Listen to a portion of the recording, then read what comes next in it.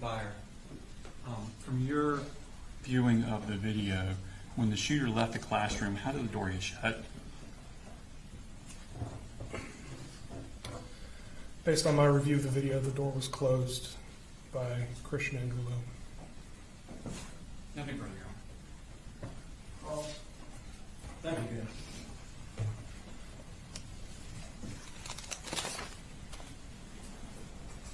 Good afternoon, Agent. Afternoon, sir. You had a pretty big presence there at the school, I'm sure, by the GBI. Did you have a number of people from your unit there in Athens? Yes, sir. How many people from Athens came, if you remember? Everybody that was assigned to our office, both of our supervisors, every field agent that was working that day, even those that may not have been working at the office, came at some point in the day. And a number of your colleagues from Atlanta also showed up, correct? Yes, sir. Okay. Do you know whether there were any agents there that were doing, say, the investigation of what was at the home of Mr. Gray? There was an investigation ongoing at the Gray home. I'm not personally familiar with it. I never went there and never laid eyes on it, sir. Okay. That was not something you had anything to do with? No, sir. And did anyone share any of that information with you? In other words, any of the items that were found at the home? There were small details coming in throughout the day, throughout the next several days. There were some photographs that were shared. Specifically, I can't recall exactly what all was shared at that time. There was a lot going on in those days. Okay. And you don't recall who the particular agent from GBI would have gone to the home to do an analysis of what was found at the home? No, sir, I did not know. And looking at the video, we see at 8:02 Colt Gray texting someone. Yes, sir. Did anyone indicate to you who that might be that he was texting at No, sir. 8:02? No, sir. You didn't collect his phone, correct? Not personally, no, sir. I transported it at some point to the Barrow County Sheriff's Office for extraction, but I did not personally collect it. All right. We notice also in the video that the resource officers go to the bathroom and they pull out Colton Gray, another Gray with similar name. Yes, sir. Were they in the same bathroom as Colt Gray? Yes, sir. So Colt Gray and Colton Gray were both in the same bathroom at the same time? That is correct. Okay.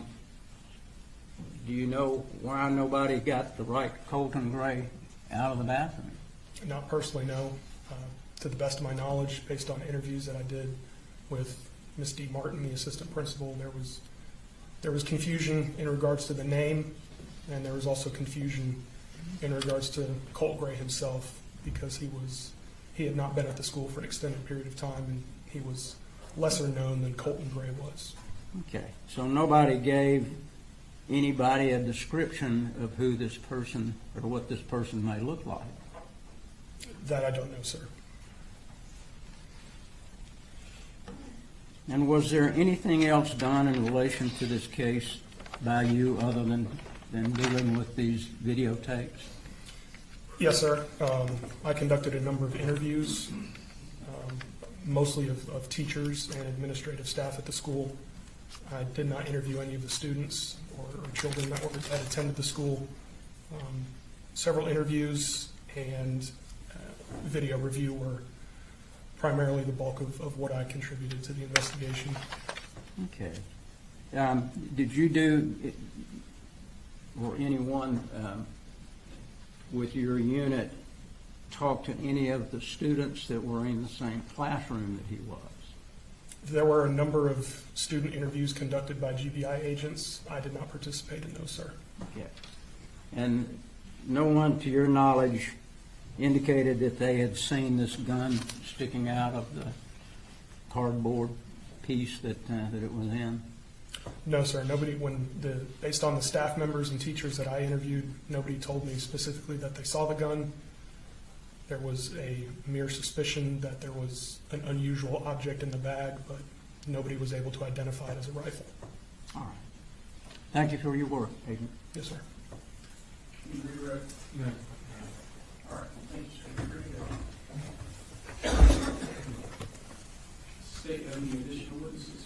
There are no additional witnesses subject to going through with the court reporter to make sure all our evidence has been duly admitted on state arrest. All right. So, ladies and gentlemen, the state has requested, I need to discuss some scheduling issues with the attorneys. Go to the jury room, we're done for the day. Go to the jury room, wait for instructions regarding scheduling, okay? And again, don't look up anything that you've heard during the course of the presentation of the case. Don't talk to anyone about the case. Continue to abide by it. But you can go to the jury room.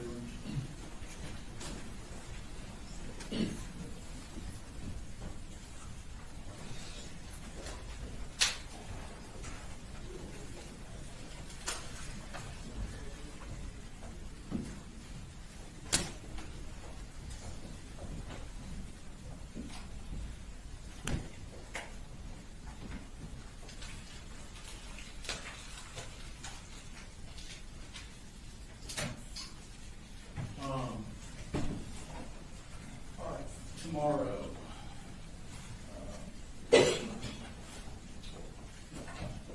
Essentially, Mr. Gray, I'll talk about that in just a second.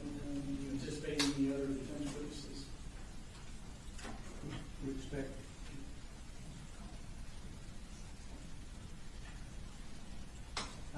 Judge, we don't expect any other witnesses other than Mr. Gray. I would anticipate his testimony might take some time. And then, of course, we've got the charge conference. We would like to reserve our motion for directed verdict until the state completes whatever, if they want to call any additional witnesses, we'd like to do it after that. All right. And I realize this may be a hard thing to pin down.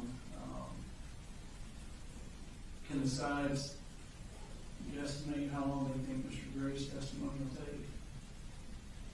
I don't know how long Brad's cross will be. I think ours probably will be an hour and a half or so, 2 hours maybe. Probably about the same.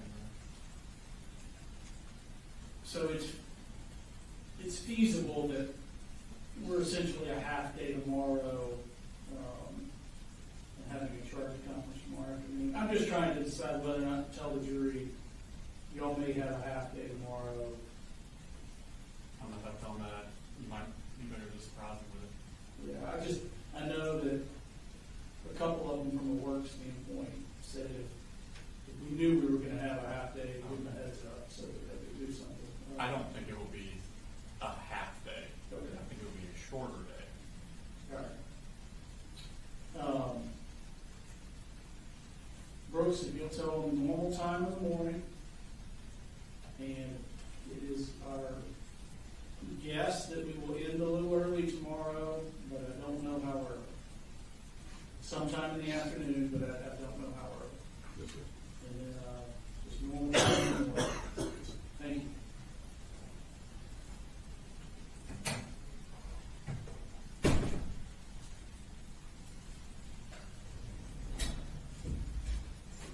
Hey, Brooks, that's not a promise.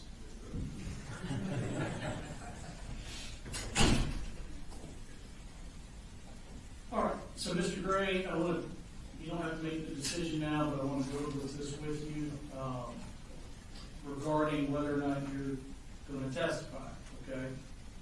So understand that you have the right to testify, and if you want to, no one can prevent you from doing so. Obviously, you consult with your attorneys, you take their legal advice, but it's your decision. So if you said, I wanted to testify, and they said, we don't think you should, you still get to testify. You understand that? And also, you understand that no one can force you to testify. Nobody can compel you to get on the stand and testify.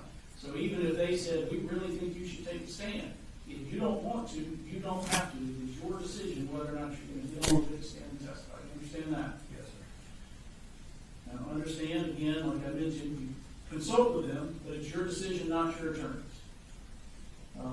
Understand that if you choose to testify, not only will your attorneys be able to ask you questions on direct, you will be cross-examined by one of the attorneys from the state.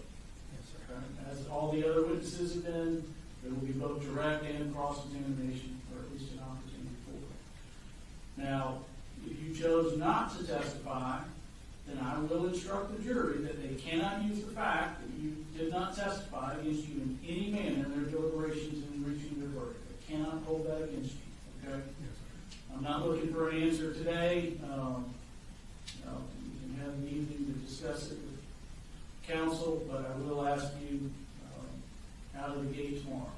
Yes, sir. All right. Anything else we need to address in those states that they wanted to make sure that everything was admitted? I just do it as I go, so I've got 4 notebooks here that I have to flip through. Court report is probably more organized. But we can go off the record for a second, you know, if you consult and see if Yes, I do know that I misspoke when I introduced 211.1 through .5.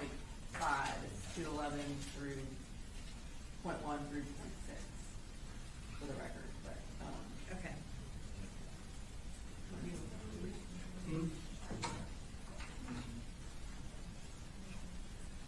you all are still working on. Have you submitted, have they given you some of the charge? Okay, yeah. But you still have a couple that you're. We're going to talk this evening, there may be one more. Okay. So in the ideal world here, all the evidence will close tomorrow and we'll have our sheriff's conference. So we will come in Monday morning with closing. In the event we don't get to the charge conference or don't finish the charge conference tomorrow, we'll still do closing arguments Monday whenever we finish the charge conference. But we will go ahead and adjourn for today in the state to double check if everything's been admitted or not. Unless there's something else we need to take up. I don't think so, Judge. And I'll do the direct and verdict as soon as we all the evidence. All right. Thank you. See you at 9.